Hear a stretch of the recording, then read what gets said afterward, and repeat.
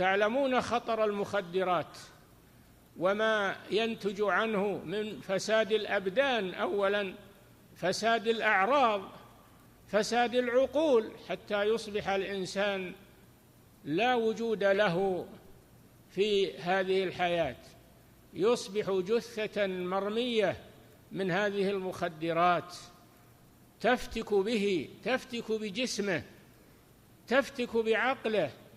والإنسان بعقله إذا ذهبت العقول فلم يبق شيء. وإنما الأمم الأخلاق ما بقيت، فإن هم ذهبت أخلاقهم ذهبوا. لسان الفتى نصف ونصف فؤاده، ولم يبق إلا صورة اللحم والدم. حافظوا على عقول أولادكم، حافظوا على عقائدهم، حافظوا على دينهم، لا تتغافلوا وتتساهلوا أو تتكلوا على المدارس.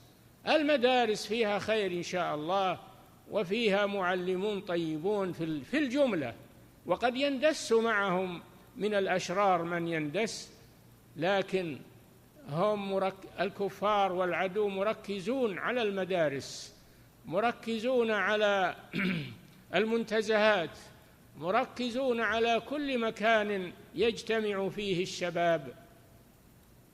وإذا اختلط الشاب الصالح بالشاب الفاسد أثر عليه. عن المرء لا تسأل، واسأل عن قرينه، وكل قرين بالمقارن يقتدي.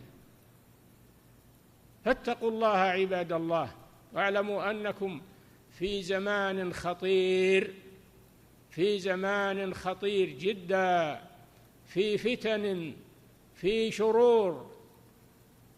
فخذوا حذركم، خذوا حذركم كما أمركم الله سبحانه وتعالى.